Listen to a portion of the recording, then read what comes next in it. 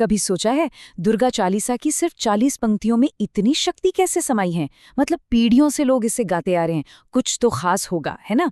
आज हम बस इसी भजन की गहराइयों में उतरने वाले हैं। ये सिर्फ एक प्रार्थना नहीं है, अरे ये तो देवी के अनंत स्वरूप, उनकी कृपा और उनकी शक्ति की पूरी गाथा है। तो आइए मिलकर इसके रहस्यों को परत दर परत खोलते हैं।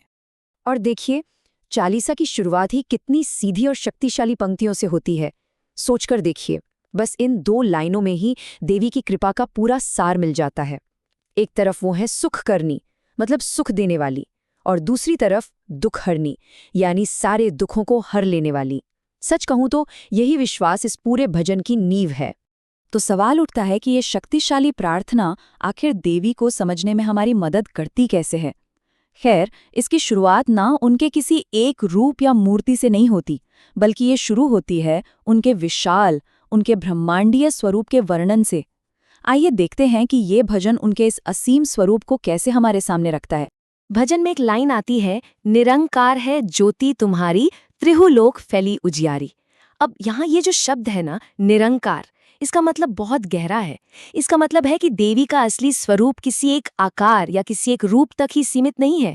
वो तो एक दिव्य, एक असीम प्रकाश है, एक ऐसी एनर्जी जो स्वर्ग, पृथ्वी और पाताल, मतलब तीनों लोकों में फैली हुई है।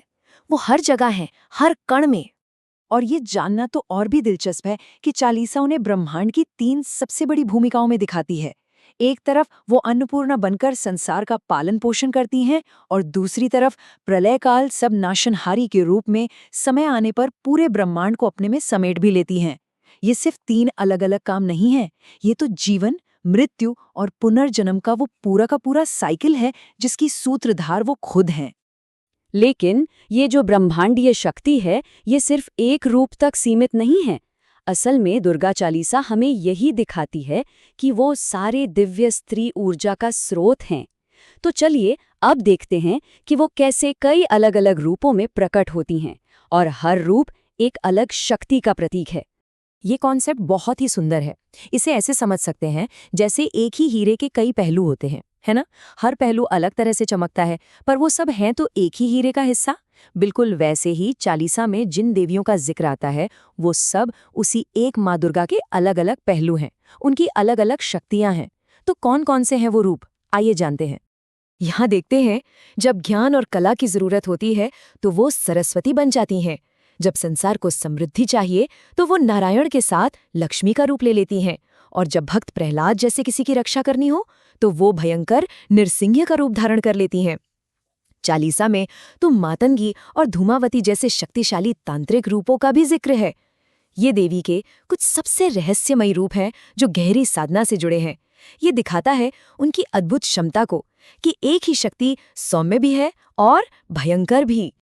लेकिन इन शांत और ज्ञान देने वाले रूपों के अलावा एक और रूप है जिसके लिए माँ दुर्गा सबसे ज्यादा जानी जाती हैं। वो है उनकी भयंकर और शक्तिशाली योद्धा वाली भावना।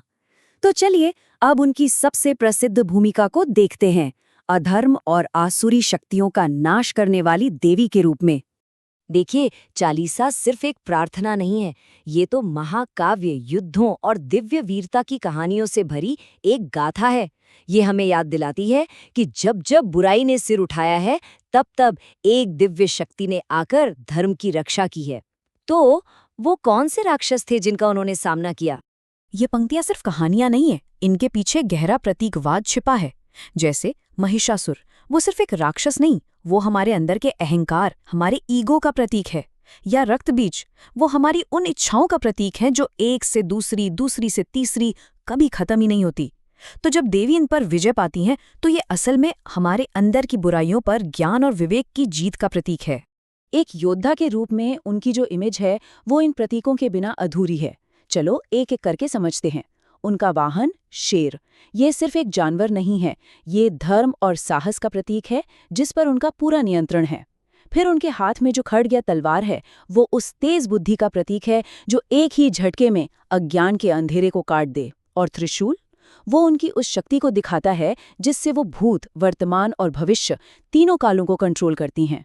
तो हमने उनके ब्रह्मांडीय रूप को भी देखा और उनके योद्धा स्वरूप को भी, लेकिन एक सवाल मन में आता है कि हम जैसे भक्तों के लिए इसका क्या मतलब है? आखिर हम इस भजन का पाठ क्यों करते हैं? इन बड़ी बड़ी गाथाओं का हमारी रोजमर्रा की जिंदगी से क्या लेना देना है? चालीसा का जो आखिरी हिस्सा है ना, वो सबसे खास है। ये एक तरह का कह सकते हैं कि आध्यात्मिक रोड मैप है। ये हमें रास्ता दिखाता है कि कैसे सच्ची श्रद्धा और भक्ति हमें सिर्फ दुनियावी सुख ही नहीं बल्कि अंतिम मुक्ति तक ले जा सकती है। ये एक वादा है जो देवी अपने भक्तों से करती हैं।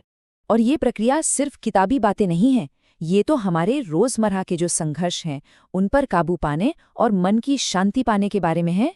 चालीसा में लिखा है कि जब कोई इसे भक्ति से गाता है तो दुख दरिद्र निकट नहीं आवे, मतलब दुनिया के जो कष्ट हैं वो दूर होते हैं और आखिर में जो आध्यात्मिक लक्ष्य है उसकी प्राप्ति होती है, जिसे कहा गया है सब सुख भोग परम पद पावे, यानी सारे सुखों को भोगकर उस सर्वोच्च अवस्था को पाना। और जानते हैं, यही वो आखिरी वादा है जो इस चालीसा को इतना खास बनाता है। ये सिर्फ सुरक्षा के लिए एक प्रार्थना नहीं है, नहीं, ये तो सांसारिक सुख और आध्यात्मिक मुक्ति दोनों का रास्ता है। ये एक संपूर्ण जीवन का वादा है जिसकी शुरुआत भक्ति से होती है और अंत परमानंद में। तो अगली बार जब भी किसी चुनौती का सामना हो, चाहे वो ऑफिस का तनाव हो या जिंदगी की कोई और मुश्किल, तो शायद दुर्गा चालीसा की इस शक्ति को याद किया जा सकता है। ये वो हिम्मत दे सकती है जिसकी जरूरत हो। शायद इस प्राचीन भजन का असली मतलब सिर्फ विश्वास करना ही नहीं, बल्कि अपने अंदर की उस दिव्य शक्ति को खोजना और जगाना है।